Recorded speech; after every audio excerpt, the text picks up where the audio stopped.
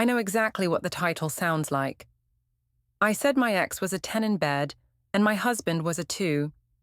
He made me sleep outside. You probably already hate me just from reading that. You're probably thinking, she deserves it. I'd throw her out too. Who says that to their husband and expects to stay married? And honestly, if I saw that title pop up on someone else's video, I'd probably hate her too. So, before you decide I got what I deserved, just, please, listen for a moment. Yes, I said something horrible. Yes, it sounds unforgivable when you hear it out loud. Yes, I know how it looks. But I swear it wasn't meant the way it sounded in my head. It wasn't some carefully planned attack. I didn't sit there thinking, how can I wound this man and destroy his sense of manhood forever? It was heat of the moment, stupid mouth-running stuff. No filter, no pause, no sense. I didn't think he'd actually do this to me. I didn't think he'd really make me sleep outside. But that's exactly what happened. Right now, as I'm talking to you, I'm remembering the feel of that concrete step under my thighs. The way the night air cut through the thin blanket he tossed me like I was some stray animal he felt obligated to not entirely abandon. So yeah, you can say I deserved it, but at least let me tell you how everything fell apart. Before we get into it, don't forget to like and subscribe. And hit hype to boost this episode. Drop your city or country below. I love seeing where everyone's watching from. Okay. Now let's talk about how one sentence can take you from wife to cold, shivering idiot on the porch in less than 24 hours. You'd think a marriage-ending sentence like that would come in some massive explosive fight about sex, cheating, betrayal, something big. It didn't. It started with dish soap. It was a Tuesday. I remember that because Tuesdays are boring. They're not the fresh chaos of Monday or the hopeful, almost there of Thursday. They're just there. I got home tired, annoyed, already done with existing. Work had been awful. Someone had messed up a report, and somehow it was my responsibility, even though it clearly wasn't. My boss snapped at me. The client sent a passive-aggressive email. My stomach hurt, my head hurt, everything hurt. When I walked through the door, the sink was full, plates with hardened sauce, cups with a ring of old coffee dried into the bottom, forks stuck together with something I didn't want to identify. The dish soap bottle was empty, and I don't know what it is about domestic things, but they always feel like the last straw, not because of what they are, but because of everything they represent. I stood there, staring at the pile, and my brain decided this wasn't dishes. This was disrespect. This was, I work too, but apparently I also live here as the unpaid maid. This was every little moment I'd felt taken for granted, rolled into one clump of dried pasta and greasy pans. He came in from the bedroom, pulling on a t-shirt. "Hey," he said, smiling. "You're home early." "Yeah," I said flatly. "Lucky me." He glanced at the sink, then at me. "Oh," he said. "I was going to get to those." "When?" I snapped. "Next month?" His smile faded. "I just got off a long shift," he said calmly. "I wanted to shower first. It's not that deep." "It's never that deep with you," I shot back. "Nothing is ever that deep unless it's about what you want." It escalated quickly from there, like it always does. We went from dishes to, "You don't appreciate me," to, "You're always nagging" in 30 seconds. Every couple has those stupid arguments that spiral. This was ours. He rubbed his forehead, frustrated. "Why do you always compare everything?" he said. "Your job is harder than mine. Your stress is bigger than mine. You do more, you care more, you feel more, you always give more. Everything is a comparison with you." I should have paused there. That sentence should have made me look at myself. It didn't. Instead, something ugly and reflexive rose up inside me. The part of me that hates being called out. The part that wants to win, not listen. The part that thinks, if you're going to tell me I'm always comparing, I'll give you something to compare. That's how my brain works when it's cornered. Go for the jugular so I don't have to admit I'm wrong.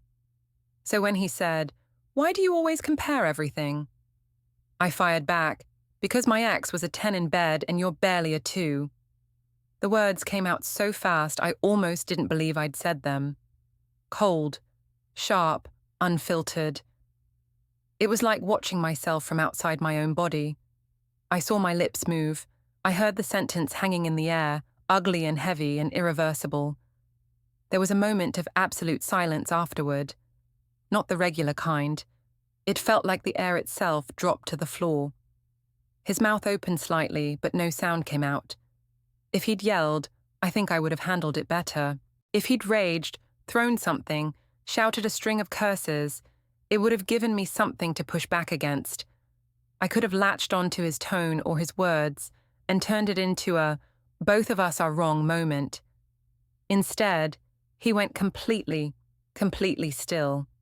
The kind of still that tells you something just broke, and you can't fix it. My first instinct wasn't remorse. It was panic, covered in sarcasm. "Oh my God, chill," I said quickly, throwing my hands up in this exaggerated, performative way. "It's a joke." He kept staring at me. I laughed nervously. "You know I don't mean that literally," I added, as if tone could unsay what I'd just said. I don't know, it came out. You're being too sensitive." His eyes were different, not angry, just gone. He swallowed hard. "Okay," he said. Just that. No argument, no defense, no, "How could you?" Just okay.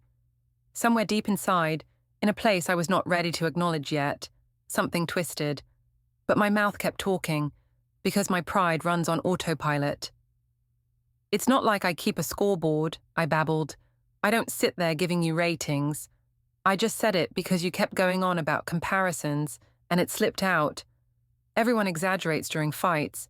You can't seriously be taking that number thing literally." He blinked slowly, like his brain was buffering. "You told me I'm a 2, he said quietly. "You told me your ex was a 10. That's not exactly subtle." "It was a figure of speech," I snapped. "I could have said 101. It doesn't matter. It's the emphasis, not the math." He let out a breath that almost sounded like a laugh, except there was no humor in it. "Right," he said. "Sure. Emphasis." He turned away, walked down the hallway, and closed the bedroom door behind him. Not slammed, just closed. I stood there, alone in the kitchen with the dirty dishes and the echo of my own words bouncing off the walls. "My ex was a 10 in bed and you're barely a 2. How do you walk that back?"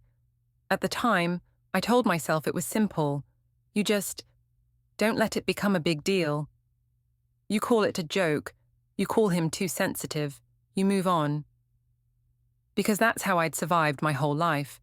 Never let anything stick long enough to be my fault. I wish I could say that in that moment I realized what I'd done. I didn't. Denial is a hell of a drug. That night, he didn't come to bed. I told myself he'd fallen asleep on the couch watching TV. I woke up around 2 a.m., rolled over, and felt the empty space next to me. The bed was cold on his side. I went out to the living room. He was on the couch, yes, but not asleep. He was lying on his back, eyes open, staring at the ceiling in the dark. "Hey," I whispered, "come to bed." "I'm fine here," he said. The softness of his voice scared me. I tried to make a joke of it. "Oh, come on," I said lightly. "You're really going to be dramatic over one dumb line? I thought you liked honesty." His jaw clenched. "Was that honesty?" he asked quietly. I hesitated. "Yes and no," I hedged. "No, because it's not like I'm keeping scorecards on your performance. Yes, because, I don't know, maybe compared to what I had before, things feel different. But that doesn't mean you're bad. It's just..." I stopped. I could see myself digging deeper and still calling it clarifying. "Forget it," I muttered. "You know what I mean." "I really don't," he said. "But it's okay." He said it's okay the way people say this is over. Then he turned on his side, away from me. No yelling, no demand, no, How dare you? Just distance.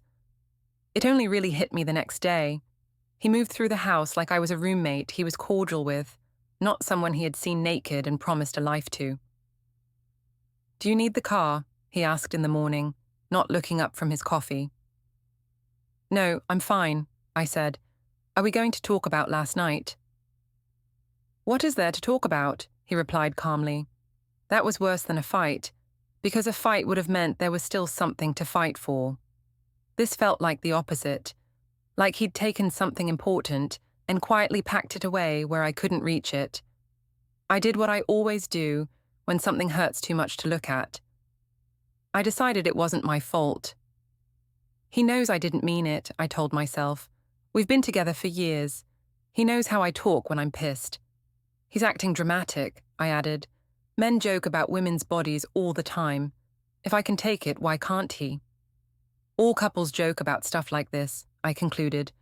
Maybe not that harsh, but still. It's not like I told the whole world. It was just us. Except that for him, just us was the whole world. For him, our bed, our space, our intimacy was supposed to be the one place where he didn't have to compete with anyone, where he didn't have to wonder if he measured up to my past. I didn't want to think about that. So I didn't. I went to work. I rolled my eyes internally at myself for being married to a man who can't take a joke. I replayed the argument in my head, carefully editing out the parts where I looked bad. When I came home that evening, he was at the table, laptop open, glasses on, the way he always looked when he was deep in an email. Hey, I said, forcing brightness. How was your day? Fine, he said without looking up. I leaned against the doorway, waiting for him to say more. He didn't. After a minute, I sighed. So, are you seriously going to be weird forever because I said one stupid thing? I demanded. He closed the laptop slowly. You didn't just say one stupid thing, he replied. You told me that another man was 5 times better than me at something that's supposed to be ours. I didn't say 5 times, I snapped automatically, as if the math mattered. It's a scale, not multiplication. And I didn't say he was better at everything, I said. You said my ex was a 10 and you're a 2, he cut in. We can argue semantics all day, but those are the numbers you chose. It was an exaggeration, I insisted. Obviously, no one is literally a 10 or literally a 2. It's just a way of speaking. That's supposed to make me feel better, he asked. That you didn't mean it scientifically. His tone wasn't sarcastic, it was exhausted. You know what? I said, folding my arms. You're being impossible to talk to. You're twisting everything I say. If you know I didn't mean it, why are you still obsessing over it? He looked at me for a long moment. I don't know, he said finally. Maybe because every time I bring it up, you spend more energy explaining why it wasn't that bad than you do acknowledging that you hurt me. That landed. Briefly. Then my ego jumped in front of it like a bodyguard. Well, I'm sorry you feel hurt, I said stiffly. But I can't undo words. I can only move forward. If you want to cling to one sentence and ignore everything else I do for you, that's on you. He nodded slightly. Okay, he said, just that. And something in his eyes closed. The first real crack in my denial came a few days later when I told my friend Maya about it. We were sitting in a cafe, sipping overpriced coffee, doing that thing where you talk loud enough to pretend you're fine and quiet enough to hide that you're not. She asked how things were at home. I sighed dramatically. He's still sulking, I said, still sleeping on the couch, acting like I stabbed him in his sleep. Maya frowned. What happened? She asked. I took a sip, trying to make it sound funny. We got into a fight over dishes, I said, and he started in again on how I compare everything. So I snapped and said, because my ex was a 10 in bed and you're barely a 2. Her jaw literally dropped. Wow, she said. I bristled. Wow, what? I demanded. Don't start.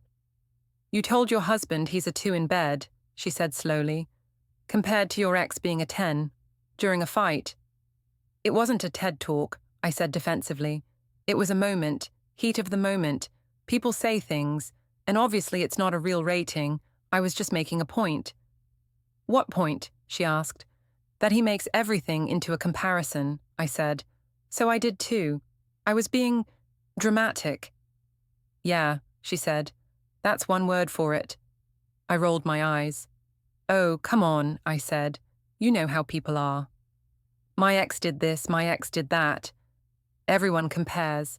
Some people even tell their partners when their ex was better at certain things. Honesty, right? Honey, she said carefully, there's honesty, and then there's dropping a bomb on someone's self-esteem and calling it a joke. I felt my cheeks heat. He knows I chose him, I said. We're married. I'm still here. For now, she muttered under her breath. What's that supposed to mean? I snapped. She sighed. Put yourself in his place, she said. Say he looked you in the eyes during a fight and said, my ex was a 10 in bed and you're a 2. Would you ever forget it? Would you ever stop hearing it when you undressed in front of him? The answer bloomed in my chest before I could stop it. No, I wouldn't. I'd replay it every time. I'd wonder if he was picturing her when we were together. I'd wonder if I was just adequate, a placeholder. I stared at my coffee. I was angry, I said quietly. He knows that. He knows I exaggerate when I'm mad. He's supposed to know me. He does know you, she said softly. That's probably why it hurts so much. Because he knows you don't miss when you aim for something. That sentence stuck with me long after our cups were empty. He knows you don't miss when you aim for something. I'd aimed at his pride, and I'd hit it. If you're waiting for the part where he screams at me, threatens me, throws something, or calls me names, it never comes. That's not the kind of revenge he chose. He chose something much quieter and much more effective. Over the next week, he pulled away in these small, deliberate ways. He stopped looking at me when I talked, not dramatically, not with a flinch, just less. Our conversation shrank. How was work? Became fine. Did you eat? Became yeah. Do you want to watch something? Became you can put on whatever. He moved through the house like he was tiptoeing around a wound. Do you want to go to that thing on Saturday? I asked one evening. Up to you, he said. He didn't ask for my opinion anymore, didn't volunteer his. It was like someone had turned down the emotional volume on our entire life. And under all my excuses, it made me deeply, quietly afraid. Because for the first time, I started to realize something. He wasn't trying to win. He wasn't trying to change my mind. He was checking out, emotionally packing before physically packing. I noticed the small things first. He moved his pillow. At first, I thought he'd just tossed it on the couch for a nap. Then it stayed there, night after night. The bed started to feel too big. The other side stayed cold. He stopped turning on the bedroom lamp at night. Before, he'd read for a bit, warm light spilling across the sheets. Now, the room was dark when I went in. If the lamp was on, he was in there alone, and when I appeared, he turned it off. He avoided brushing past me in narrow spaces like the hallway or the bathroom door. We had this little dance we used to do. If we bumped into each other in the kitchen, one of us would grab the other and say, "Toll booth, pay with a kiss." Stupid. Corny. Ours. Now, when our paths crossed, he'd step aside, eyes lowered, like I was someone he didn't want to accidentally touch. He closed doors gently. That was weirdly what got to me. No slamming, no dramatic exits, just every door, bedroom, bathroom, even the fridge, closing with this careful, quiet finality. It felt symbolic, like he was practicing. I told myself I was imagining it. I told myself he just needed time. I told myself he'd come around. Meanwhile, the silence between us got thicker. Eventually, my anxiety beat my pride. I decided to fix it, my way. I made his favorite dinner, the kind that takes actual effort and 3 pans dirty at once. I set the table nicely. I put on the playlist we used to listen to when we first moved in together. When he walked in, he paused. "What's this?" he asked. "Peace offering," I said, forcing a grin. "I'm trying to bribe you back into liking me." He smiled a little, but it was small. "Thank you," he said. "Smells good." We ate. I tried to keep the conversation light. Work, random memes, something funny my coworker did. He responded, but never asked follow-up questions. I cracked a couple of jokes. He smiled politely, but the real laughter I knew, the kind that made his eyes crinkle, didn't show up. After dinner, I made a last-ditch move. I walked up behind him in the living room, wrapped my arms around his waist, and rested my cheek between his shoulder blades. He went still. Not in the good way. "What are you doing?" he asked. "Trying to be close to my husband," I said lightly. "Is that allowed?" He gently removed my hands. "I'm tired," he said. "I'm going to bed." That night, I tried a different approach. In bed, I turned toward him, slid my hand under his t-shirt, tracing his chest, kissed the back of his neck. He pulled away. "I'm not in the mood," he said quietly. "Is it because of that?" I asked, my voice tightening. "That," he repeated.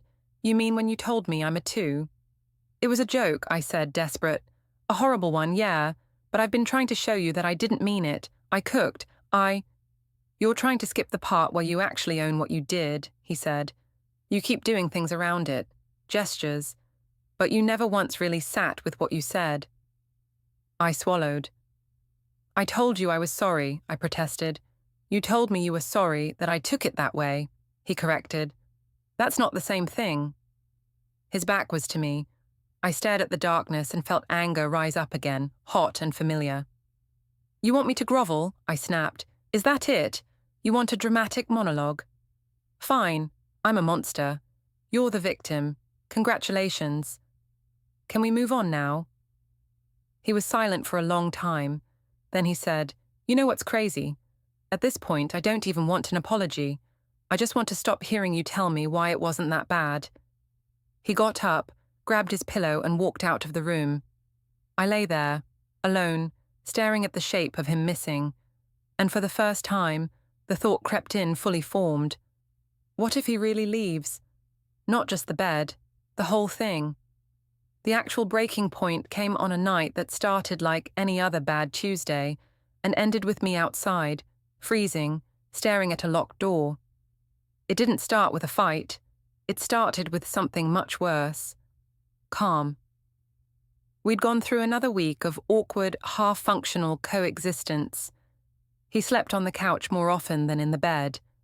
I tried to be nice. I made coffee in the morning. I asked about his day. I offered to pick up groceries. He accepted the gestures, but he didn't let them mean anything. That night, he came home later than usual. Not dramatically late. Just late enough for me to wonder if he'd stayed somewhere on purpose. He walked in, hung up his jacket, and stood there for a moment like he was deciding something. "Can we talk?" he asked. Those words used to mean, "We need to figure out how to meet in the middle." This time they felt like, "I've already walked to the edge, I'm just telling you from there." "Sure," I said, my stomach twisting. He sat down at the table. I sat across from him. He folded his hands, looked at them for a moment, then at me. "Since I'm a 2, he said evenly, "I don't want you in my bed tonight." I blinked. "What?" I laughed, a sharp, disbelieving sound. "Are you serious?" "I am," he said. It wasn't shouted. It wasn't bitter. That scared me more. "Stop being petty," I said. "You made your point. You're upset. You're wounded. You're punishing me." "Congratulations. Now can we please act like adults?" "No," he said simply. "We've been acting like children. You with your, 'it's just a joke,' me pretending I'm fine when I'm not. I'm done pretending." He took a breath. "You don't get to insult me like that," he continued.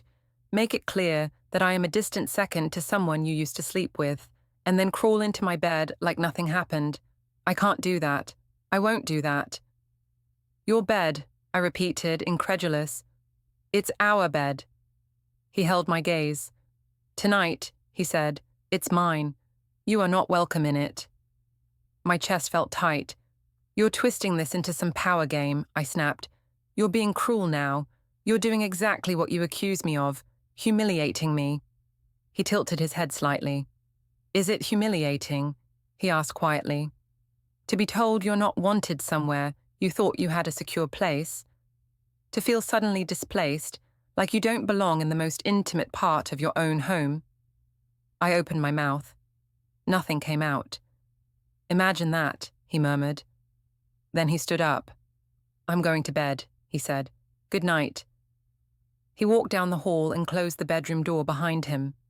I sat there for a full minute, stunned. Then fury kicked in. Who was he to tell me where I could or couldn't sleep? Who paid half the rent here? Who did he think he was? I marched down the hallway and grabbed the bedroom doorknob. It didn't turn. He'd locked it. I knocked.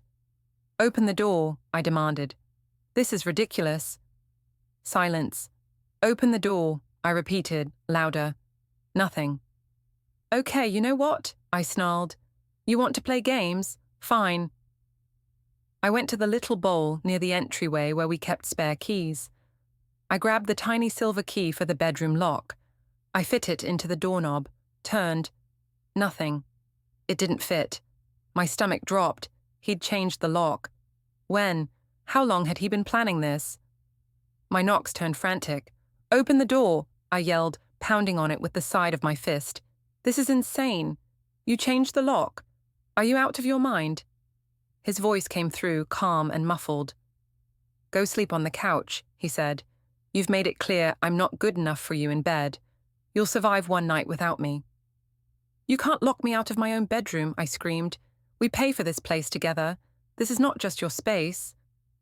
The lease doesn't change how my body feels lying next to someone who thinks of me as a two, he replied.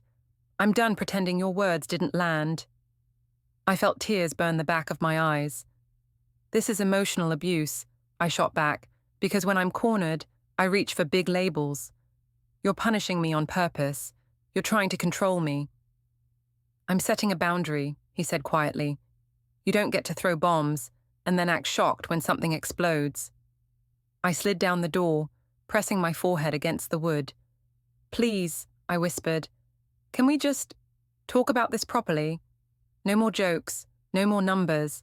I'll say whatever you want to hear. Just don't shut me out like this. He hesitated. I could hear his footsteps on the other side.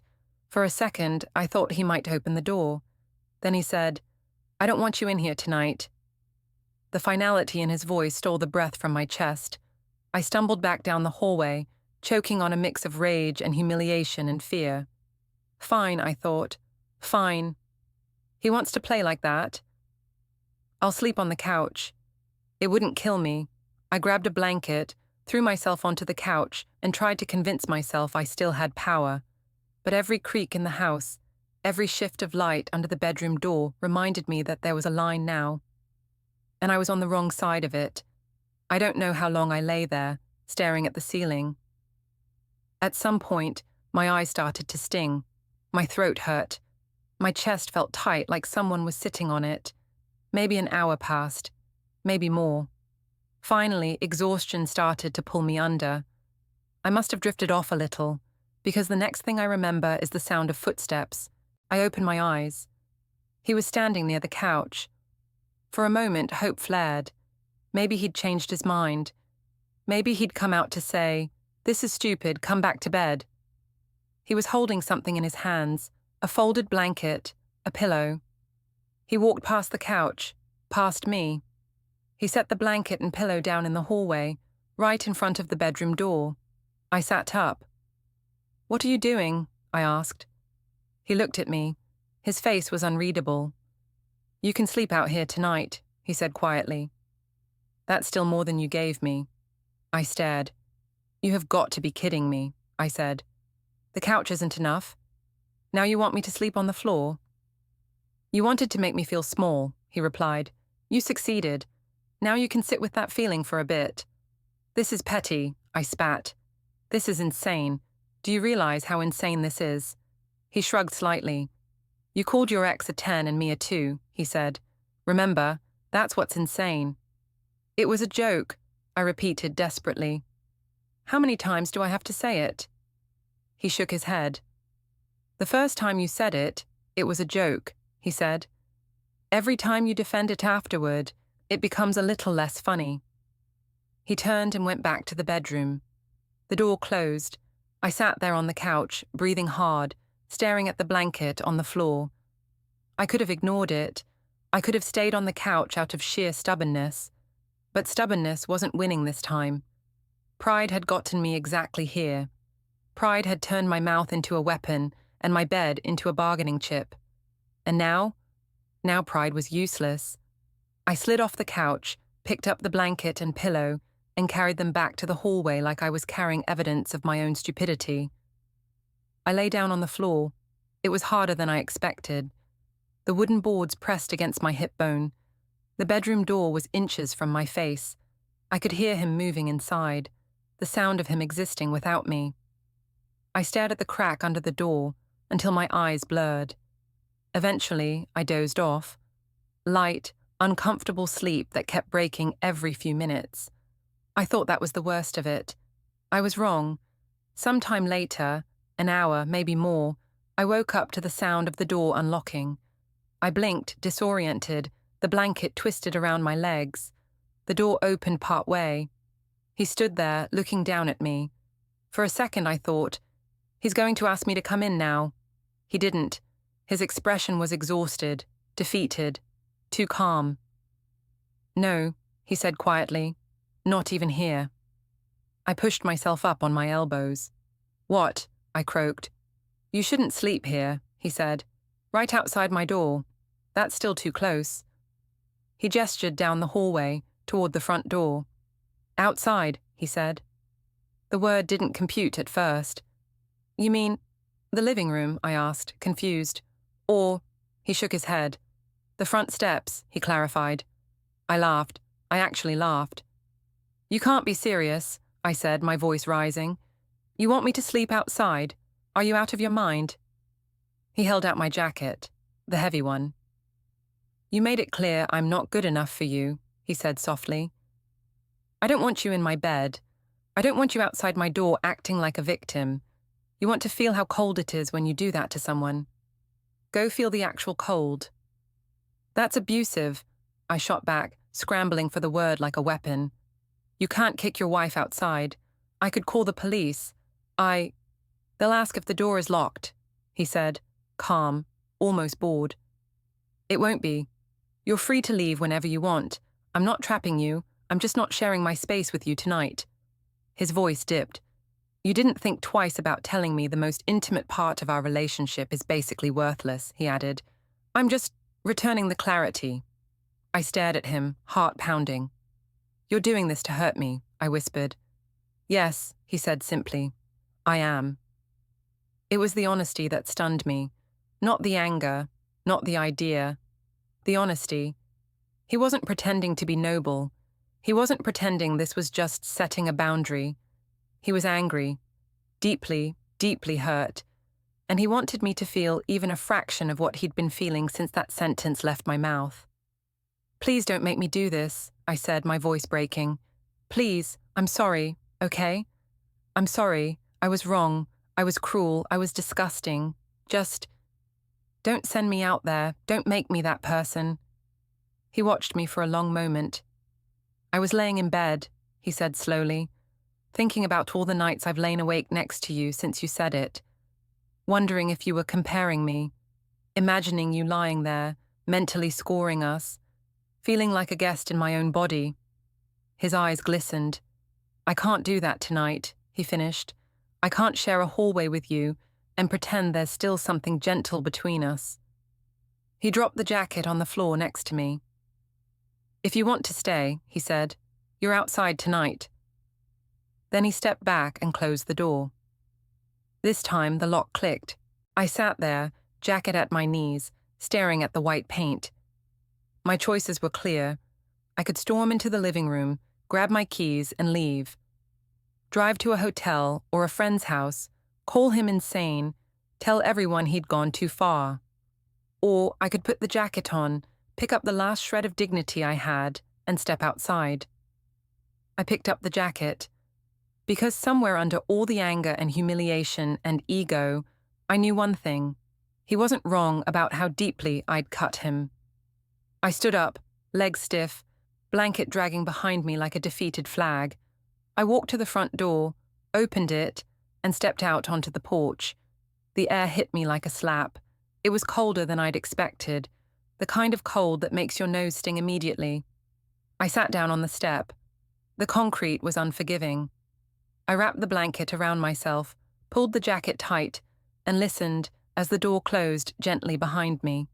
No lock. He was right. I could have walked back in. I could have left. Instead, I stayed. Because I needed, in a way I couldn't articulate, to feel what I'd done. Time passes differently when you're sitting outside your own home, realizing you're not really inside it anymore. Cars went by now and then. A dog barked in the distance. Lights in neighboring houses blinked off, one by one, like other people's days ending normally. I pulled the blanket tighter. The step dug into my tailbone. My toes went numb first, then my fingers. My breath puffed out in little white clouds. I thought about all the nights I'd slept in that bed without thinking. All the times I'd rolled over, annoyed that he was snoring.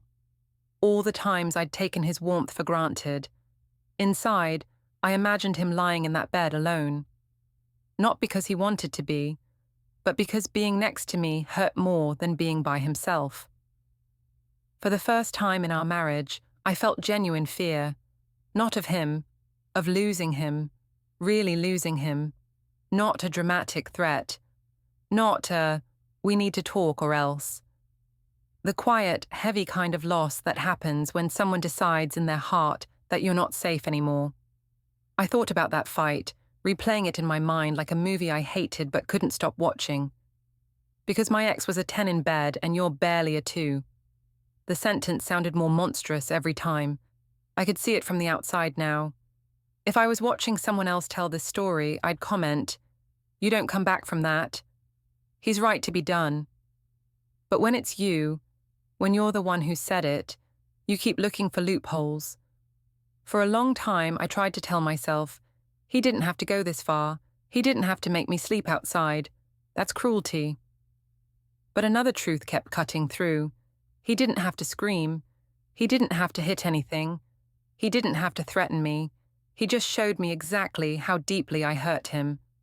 I hugged my knees, fingers shaking, and realized that for once, there was no one else to blame. No communication issues, no stress, no bad childhood explanation, just me and my own mouth. Sometime in the early hours of the morning, when the darkness finally started to soften into the faintest grey, I whispered to myself, I did this.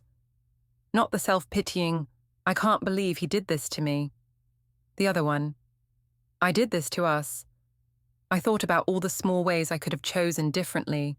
I could have said, you're right, I compare everything, and that's toxic. I could have said, I feel unsatisfied sometimes and I'm scared to say it out loud. Can we work on this? Together?